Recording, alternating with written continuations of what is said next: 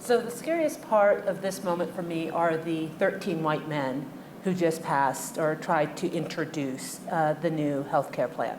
That is the scariest part for me. Because if we fully understood what reproductive health was about, those 13 men would understand that they needed to support it for themselves and for their wives and their daughters and the next generation. That's the scariest part. And it's frustrating. But I'm an eternal optimist. So I also look at this and I say, you know, this is an opportunity for us to come together. There has been a generational divide. There has been a racial divide in an open and honest conversation that needs to take place in this country around reproductive health. And it's not just the A word, you know, it's not just abortion. It's a comprehensive understanding about what reproductive justice is about. And I think we're having more open and honest conversations, not just about whether you agree with me and my position or not, but what does bodily autonomy look like for women?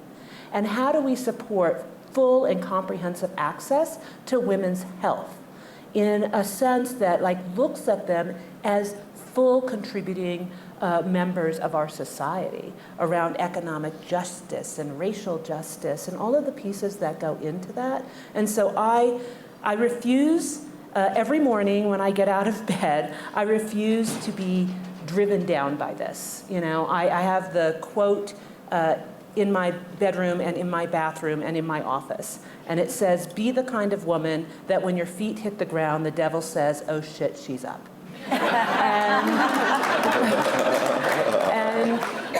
I need to be that woman, but I am so lucky because I get to work with those kind of women across the country. You know, Gloria Steinem was that woman, but so is a Jessica Rojas. And so is Marcia Olivia, and so is Tanya Espinoza. So when you look around this country, we have women and men who are waking up. It's Dr. Willie, right? Who are waking up every day and saying, we will continue to fight for what is right in this country and what that needs to look like. And we cannot be separated out in a conversation that marginalizes what is happening to us. And we need to stand up and step forward and talk about the intricacies of this. This is about trusting women to make the decisions that are best in their lives.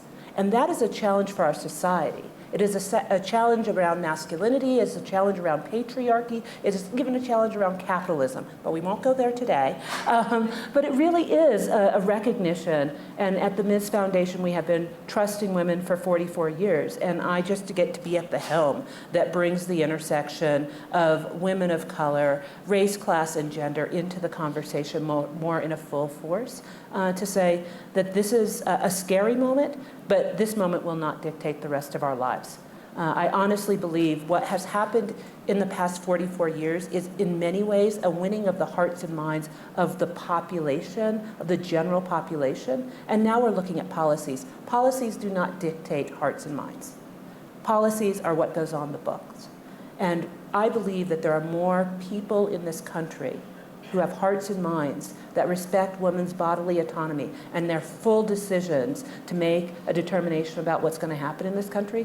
I believe that is what is going to win out. It may take us a little bit longer to fight that battle, but there are more women and men that are waking up, and the devil's, complaining about it.